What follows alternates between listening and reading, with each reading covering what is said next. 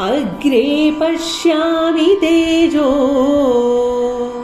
निबिडतरकलायावलीलोभनीयम् पीयूषाप्लाविदोऽहम् तदनु तदुदरे दिव्यकैशोरवेशम् तारुण्यारम्भरम्यं परमसुखरसास्वादरोमाञ्चिताङ्गैः आवीदं नारदाद्यै विलसदुपनिषत्सुन्दरी मण्डलैश्च. ശ്രീമദ് നാരായണീയം 100-ാം ദശകം ഭഗവാന്റെ കേശാദിപാദവർണ്ണന. ശ്ലോകം 1. അഗ്രേ പശ്യാമി തേജോ നിബിഡ തരകളായ ആവലീലോഭനീയം പീയൂഷാപ്ലാവിദോഹം തദനു തദുദരേ ദിവ്യ കൈശോരവേഷം താരുണ്യാരംഭരമ്യം പരമസുഖരസാസ്വാദ രോമാഞ്ചിതാംഗൈർ ആവീതം നാരദാദ്യൈർ വിലസത് ഉപനിഷത് സുന്ദരീ മണ്ഡലൈശ്ച. നിബിഡ തരകളായ ആവലീലോഭനീയം, ഇടതൂർന്ന പൂക്കളുള്ള കായാമ്പൂക്കുല പോലെ മനോഹരമായ തേജ അഗ്രേ പശ്യാമി, തേജസ്സിനെ ഞാൻ മുൻപിൽ കാണുന്നു.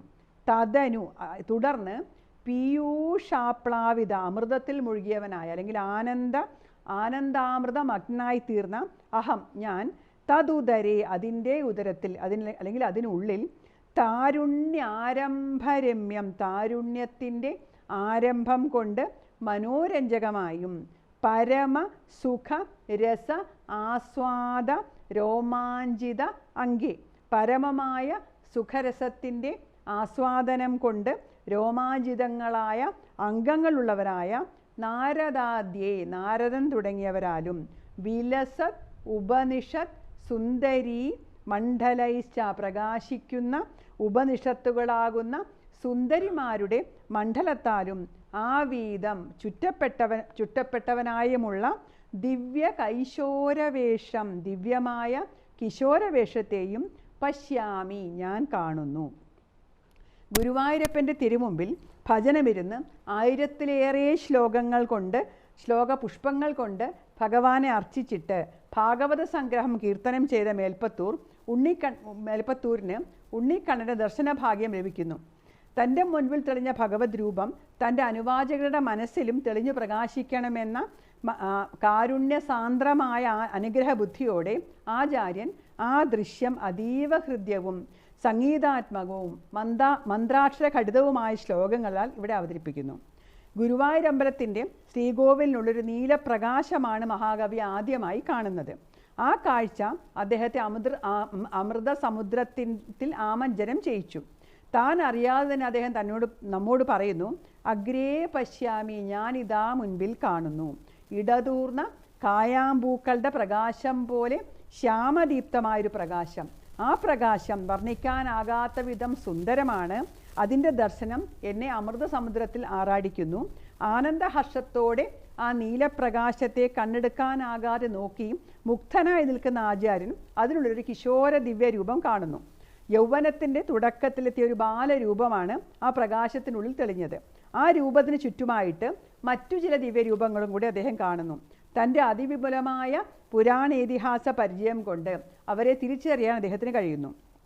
വീണാപാണിയായി കാണപ്പെടുന്ന തേജോമയൻ ദേവർഷിയായ നാരദനാണ്. കൂടെയുള്ളവർ ശ്രീശുകനും അദ്ദേഹത്തിൻ്റെ പിതാവായ വേദവ്യാസനുമാണ്. പിന്നെ സനകാദികളായ മഹാഭാഗവതന്മാരായ ഋഷിവര്യന്മാരാണെന്നും അദ്ദേഹം ഊഹിക്കുന്നു. അവരെല്ലാം ബ്രഹ്മാനന്ദാനുഭൂതി കൊണ്ട് സർവാംഗങ്ങളിലും പുളകമണിഞ്ഞവരായി കാണപ്പെടുന്നു. ആനന്ദം മാത്രം കൊണ്ട് പൂർണ്ണമായ ആ രംഗത്ത് കുറേ സുന്ദരിമാരെയും അദ്ദേഹം കാണുന്നു. വെട്ടിത്തിളങ്ങുന്ന ആ തേജോമയികളെയും തൻ്റെ വേദാന്ത ജ്ഞാനം കൊണ്ട് അദ്ദേഹം തിരിച്ചറിയുന്നു. അവർ ഉപനിഷത്തുകളാണ്. ആ ഉപനിഷത്ത് സുന്ദരിമാരെ മുമ്പ് എവിടെയോ കണ്ട സ്മരണയും അദ്ദേഹത്തിനുണ്ടായി. വൃന്ദാവനത്തിൽ രാസക്രീഡയിൽ അദ്ദേഹം വർണ്ണിച്ച ഗോപസ്ത്രീകൾ അവർ തന്നെയായിരുന്നു. ഉപനിഷത്തുകളാകുന്ന സുന്ദരിമാരാലും ഉപനിഷത് സാരം ലോകത്തിന് വ്യാഖ്യാനിച്ചു കൊടുക്കുന്ന നാരദാദികളാലും ചുറ്റപ്പെട്ടവനായി നീലനിറമായ തേജസ്സിനുള്ളിൽ കാണുന്ന ദിവ്യ കൈശോരവേഷം ഭട്ടതിരിപ്പാട് 1-ാം ശ്ലോകത്തിൽ നമുക്ക് കാണിച്ചു തന്ന സാന്ദ്രാനന്ദാവബോധാത്മകവും അനുപമിതവും കാലദേശങ്ങൾക്കതീതവും നിഗമശതസഹസ്രങ്ങളാൽ വ്യക്തമാക്കപ്പെടുന്നതും അസ്പഷ്ടമെങ്കിലും ദൃഷ്ടമാത്രത്തിൽ പുരുഷാർത്ഥങ്ങളെ നൽകുന്നതുമായ ബ്രഹ്മതത്വം തന്നെയാണെന്ന് എടുത്തു പറയേണ്ടതില്ല. മനസ്സിനും വാക്കിനും കണ്ടെത്താനാകാത്ത ദിവ്യ കൈശോരവേഷത്തെ ആചാര്യൻ വാക്കുകൾ കൊണ്ട് നമുക്ക് വരച്ച് കാണിക്കുന്നു.